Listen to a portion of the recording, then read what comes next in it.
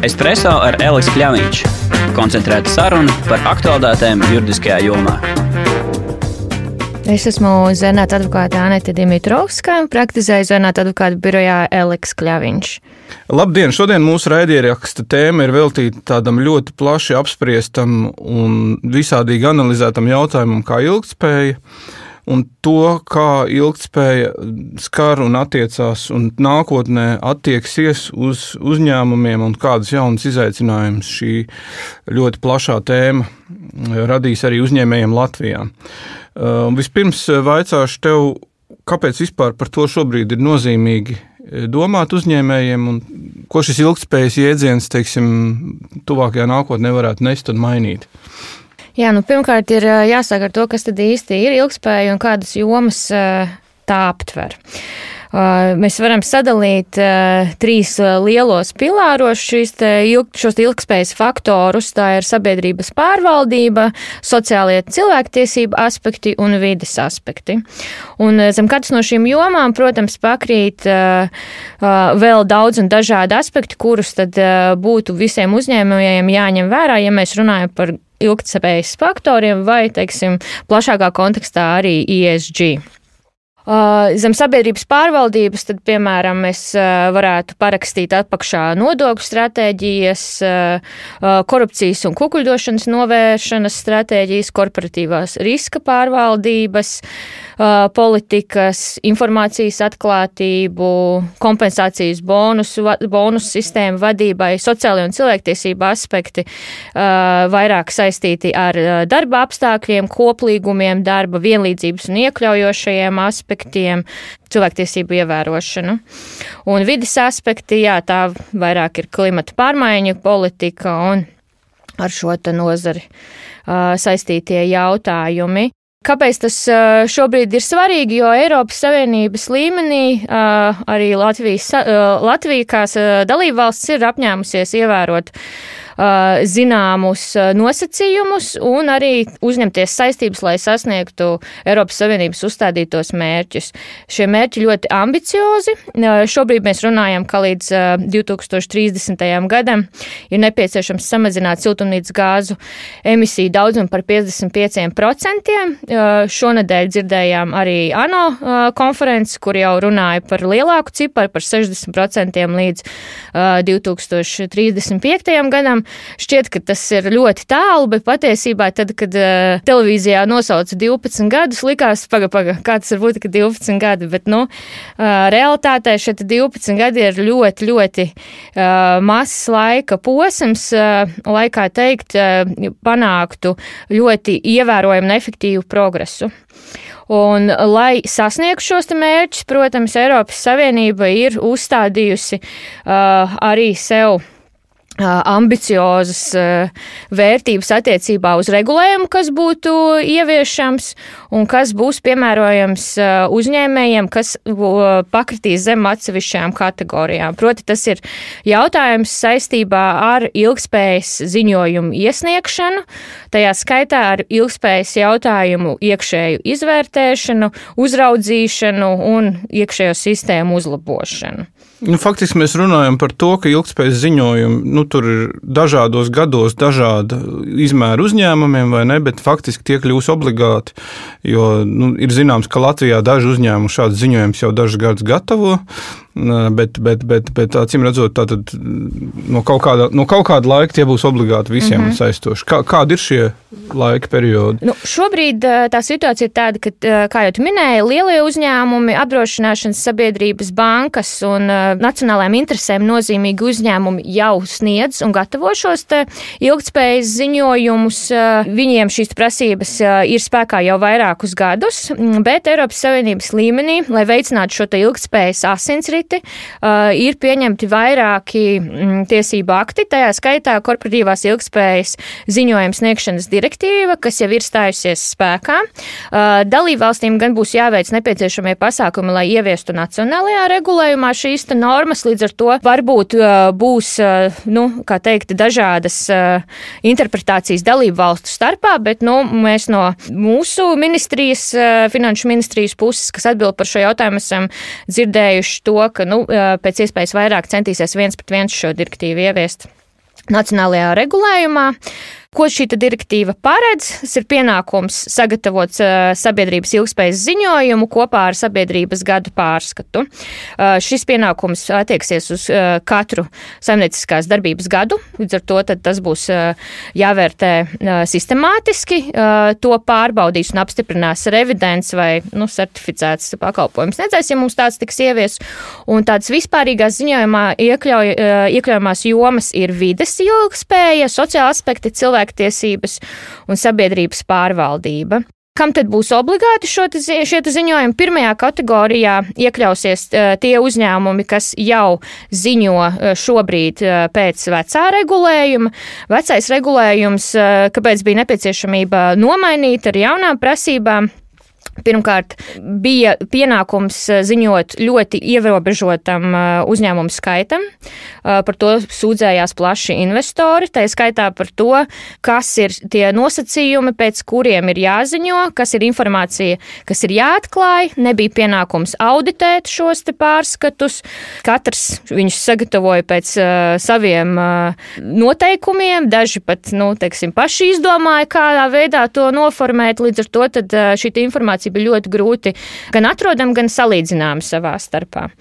Un attiecīgi ņemot vērā to, kāda kritika tika vērsta attiecībā uz pastāvošo regulējumu, izkristalizējās, ka, paralēli tam, lai sasniegtu šos klimatu mērķus, ir nepieciešams arī šo tirgus situāciju regulēt pastiprinātāku un ieviest detalizētāku regulējumu un prasības attiecībā uz šo ilgspējas ziņojumiem. Tātad pirmajā kategorijā ir uzņēmumi, kas jau ziņo. Tie ir visi lielie uzņēmumi ar vismaz 500 darbiniekiem. Uz šo te kategoriju jaunais regulējums attieksies sākot no 2024. gada 1. janvāra. Tas nozīmē, ka ziņojumi par 2024. gadu būs jāpublicē 2025. gadā.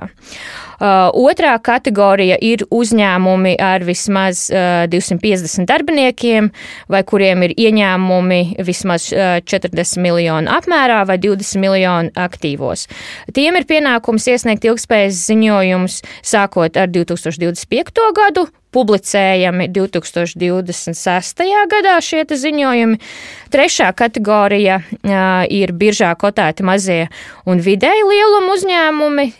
Tie sāks ziņot sākot ar 2026. gadu, publicējami šie ziņojumi 2027. gadā un visbeidzot pēdējā kategorija ar 2028. gada janvāri visiem trešo valstu uzņēmumiem, kuriem neto apgrozījums Eiropas Savienībā pārsniedz 150 miljonus. Ja ir vismaz viens meitas uzņēmums vai filiāla Eiropas Savienībā, kas pārsniedz noteikto šo slieksni, un attiecīgi ziņojumi ir publicējami 2029. gadā. Bet kam mēs varētu vērst jau uzreiz uzmanību, ir neskatoties uz to, ka ziņojumu publicēšanas pienākums ir pēc pāris gadiem, noteikti ieteicams ir gatavoties laikus un izmantot šo te handikapu, kas šobrīd ir dots, lai kādu gadu iepriekš patestētu to, kādi tad ir šie te iekšējās pārvaldības sistēmas rezultāti. Jo, var būt nepieciešamība iekšējās sistēmas uzlabot un šo te sagatavošanās periodu līdz ar to var veiksmīgi izmantot, lai tajā brīdī, kad ir jāpublicē jau ziņojums, jums jau būtu ar ko lepoties, nevis tikai kritizēt iekšējās uzņēmuma darbības. Vēl jau vairāk tāpēc, ka droši vien, ka šie ziņojumi lielā mērā prasa salīdzināt, datu salīdzināmību, lai varētu mērīt kaut kādu progresu, vai ne? Mums taču vajag kaut kādu periodu uz atpakaļ un tad attiecināt nākamo periodu pret to. Tev ir taisnība. Dati ir ļoti svarīga nianses šajos ziņojumos, bet attiecībā uz to, kādu informāciju būtu jāsniedz, arī tā ir ļoti apjomīga. Līdz ar to, lai izveidot šo iekšējo sistēmu un lai tā veiksmīgi strādātu, arī būs nepieciešams laiks un attiecībā uz to informāciju, kas būtu iekļaujama, tas ir biznesa modelis, stratēģija un mērķi, kas jau ir diezgan apjomīga kategorija, korporatīvā pārvaldība modelis un tas, kā iekšēja korporatīvā pārvaldība tiek menedžēta uzņēmuma ietveros, tad iekšējās politikas ilgspējas jomā, stimulējošas atbalsta schēmas attiecībā uz ilgspējas mehānismiem, ko uzņēmums ir izvēlējies ieviest. Tad ir iekšējās izpētes un uzraudzības sistēmas, kas ir ļoti būtisks pamatakmens tam, lai vispār strādātu un būtu kaut kāds efekts šiem ilgtspējas ziņojumiem. Tāpat arī ietekmes un risku izvērtējumi ir ļoti būtiski un darbības, kas tiek veikts, lai novērstu un mazinātu nelabvēlīgās sekas. Kur tas ir noteikts šie te satura kritēriji, kam tur ir jābūt? Satura kritērija, principā, šobrīd ir tā, ka Eiropas Savienības līmenī Eiropas komisijai ir jāpieņem Eiropas Savienības ilgtspējas ziņošanas standarti. Šobrīd situācija gan pasaulē, gan Eiropā ir tāda, ka eksistē vairāki paralēli šie ziņošanas standarti, un uzņēmumi var izvēlēties teorētiski pēc kādiem standartiem tad vadīties. Ir tādi starptautiski atzītāki standarti, ir augstāka reputācija, bet katrā ziņā šī te bija līdz šim ļoti liela problemātika, ka katrs ziņo atbilstoši saviem standartiem. Protams, populārākos standartus savstarpēji salīdzināt var, bet nav tā vienota pieeja un sistēma. Ar šiem te Eiropas Savienības ilgtspējas ziņošanas standartiem tad Eiropas Savienības līmenī vismaz to cenšas harmonizēt, novērst un sakārtot. Bet tie standarti jau ir, tie vēl būs tikai? Viņi jau ir, bet respektīvi, viņiem ir šobrīd gala versijas pieejamas. Pieejamas ir EFRAG, jeb Eiropas Finanšu pārskatu padomdevēja grupas mājaslapā. Tajā skaitā ir pamata pakete ir pieejama pilnā versijā, ar to var iepazīties. Un EFRAG, jeb šī Eiropas Savienības institūcija, arī ļoti aktīvi strādā pie sabiedrības izglītošanas, un mājaslapā ir pieejami dažādi video, kas palīdz uzņēmējiem saprast, kā tad praksē piemērot šos te standartus. Standarti pēc būtības ir vadlīnijas un priekšnosacījumi, kas būtu jāiekļauj, kādā veidā jāvērtē. Tie ir ļoti pateicīgā veidā izstrādāti, lai pēc iespējas vairāk atvieglot uzņēmējiem dzīvi un šo ilgtspējas ziņojumu ieviešanu praksē. Un ko būtiski uzsvērt ir tas, ka šie Eiropas Savienības ilgtspējas ziņošanas standarti, ilgtspējas ziņošanas standartu izstrādātāji Eiropas Savienībā ir centušies ieviest labākās starptautiskās prakses, līdz ar to tie uzņēmumi, kas jau ziņoja atbilstoši ziņošanas standartiem, kas bija starptautiski atzīti, būs ieguvēji, jo tā pielāgošanās būs salīdzinoši vienkāršota. Tiem, kas neziņoja, tad tie varēs sākt no nulles, bet katrā ziņā, ja mēs skatāmies tādā globālā līmenī, tad noteikti šie te standarti izvirzās priekšplānā kā tāds jauns, unikāls, pašas labākās prakses atspoguļojums pat pasaules līmenī. Un ņemot vērā to, ka jāziņo un jāvērtē arī uzņēmumu iekšienē ir dažādas ar piegādes ķēdēm saistītas nianses, tad faktiski tas tā atsauksmē un Eiropas Savienības ietvaros uzstādītie klimata mērķi un tas gars atspoguļosies daudz plašāk nekā tikai Eiropas Savienības robežās, kas, protams, arī ir tāds visu ar klimatu saistīto jautājumu virsmērķis, lai tā ietekme būtu ne tikai lokāla, jo, protams, Eiropas Savienība vēlas būt pirmais klimata neitrālais kontinents, bet, respektīvi, lai tas iespējas nepaliek tikai Eiropas Savienības līmenī, lai mēs radām labu paraugu, pēc kura tad tālāk vadās gan citas lielas valstis, gan kontinenti.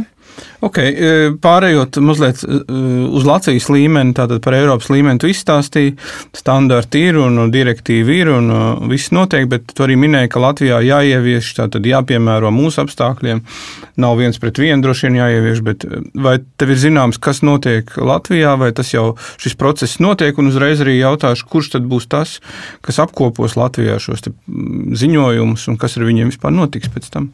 Ziņojums būs pienākums uzņēmumiem publicēt brīvi pieejamā veidā, elektroniski. Tiem būs jābūt auditētiem, respektīvi certificētām auditoru kompānijām būs jāiet cauri šādiem ziņojumiem un jāvērtē, vai tie tiešām atbilst nepieciešamajiem standartiem attiecībā uz uzraudzību un pāraudzību no nacionālā viedokļa. Tieši par korporatīvās ilgtspējas ziņojumu sniegšanas direktīvu atbild Finanšu ministrija. būs ļoti īpatnēja situācija, jo par vairākiem tiesību aktiem ilgspējas jomā atbild dažādas ministrijas. Kā savā starpā notiks sadarbība un cik efektīva tā būs, to mēs laika gaitā redzēsim. Finanšu ministrijas ietvaros šobrīd ir izveidota darba grupa, kas strādā pie šiem te jautājumiem. Aktīvi iesaistās arī sabiedriskās domas veicināšanā, apmeklēt dažādas pasākumus un varam sagaidīt, ka arī, kā teikt, uzņēmēju balss tiks ņemta vērā brīdī, kad detalizēti lems par to, kādā veidā šos te mehānismus ievies nacionālajā regulējumā. Bet, jebkurā gadījumā arī tas, ja viņus ievieš sākotnēji 1:1 un pēc tam ir nepieciešami kaut kādi uzlabojumi vai korekcijas, to var novērst, un kas ir ļoti būtisks aspekts, ko ir vērts ņemt vērā, ka jau sākotnēji, vismaz no uzņēmēju puses, mēs dzirdam, ka ir vēlme, lai Baltijas līmenī šīs ministrijas atbildīgās jau uzreiz saskaņot vienotu pieeju.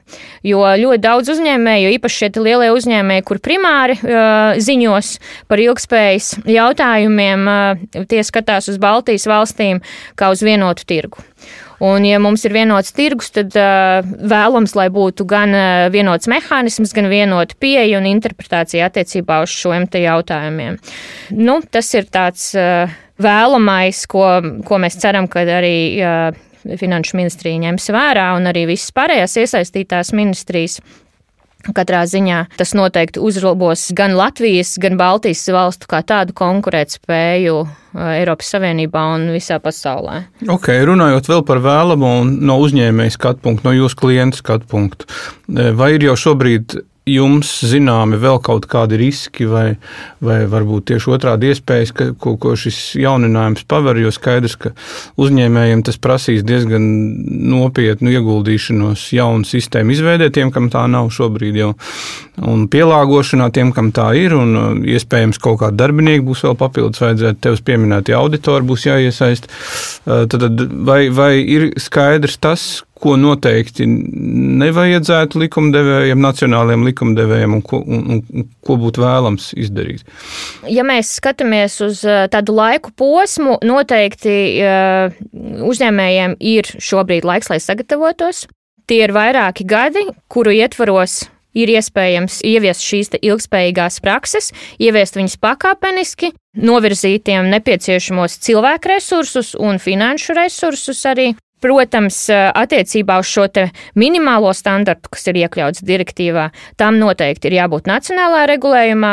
Latvija var izvēlēties ieviest stingrākas prasības, proti var izvēlēties teorētiski arī plašākam uzņēmēju lokam šīs te prasības piemērot, bet, cik esam dzirdējuši komunikāciju no ministrijas puses, šādu plānu šobrīd nav, neskatoties gan uz to, ņemot vērā, ka jau šobrīd bankām un apdrošināšanas sabiedrībām ir augsti standarti attiecībā uz uzņēmumiem, kas ievieš vai mēģina ievieš šīs ilgspējīgās prakses, arī netiešā veidā mēs paredzam, ka uzņēmums saskarsies ar to, ka vienkārši būs šī prasība, lai kaut kādi vismaz ilgspējas jautājumi tiek vērtēti, menedžēti un apskatīti uzņēmumu ietvaros un riski, vismaz būtiskākie riski, saprasti, apzināti un novērsti.